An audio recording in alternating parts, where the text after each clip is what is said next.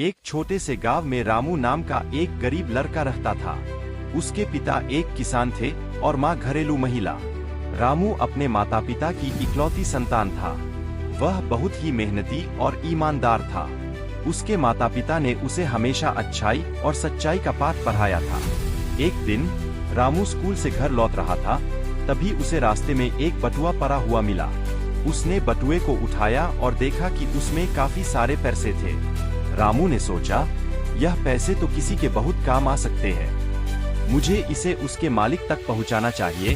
उसने बटुए में रखे पते को देखा और उस दिशा में चल पड़ा। वह पता गांव के एक धनी व्यापारी का था। रामू ने उनके घर जाकर दरवाजा खटखटाया।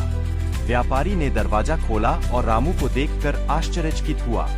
रामू ने विनम्रता से बटुआ उन्हें वापस कर दिया। व्यापारी ने बटुआ खोलकर देखा और पाया कि सभी पैसे सुरक्षित थे। वह रामू की ईमानदारी से बहुत प्रभावित हुए। व्यापारी ने रामू से पूछा, तुम्हें पता था कि इस बटुए में इतने सारे पैसे हैं, फिर भी तुमने इसे वापस कर दिया। तुमने ऐसा क्यों किया? रामू ने जवाब दिया, सर, मेरे माता पिता ने मुझे सिखाया है कि ईमानदारी सबसे बड़ी दौलत है। यह पैसा मेरा नहीं है, इसलिए मैं इसे आप तक वापस लाया। व्यापारी रामू की बात सुनकर बहुत प्रसन्न हुए और उसे इनाम के रूप में कुछ पैसे दिए। उन्होंने रामू के माता पिता से भी मुलाकात की और उनकी परवरिश की प्रशंसा की। रामू ने उन पैसों से अपनी पढ़ाई पूरी की और बड़ा होकर एक सफल व्यक्ति बना। उसने समाज में ईमानदारी और अच्छाई का महत्व समझाया और सभी को प्रेरित किया।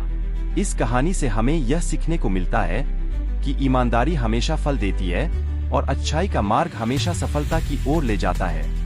रामू की कहानी आज भी गांव में एक मिसाल के रूप में सुनाई जाती है।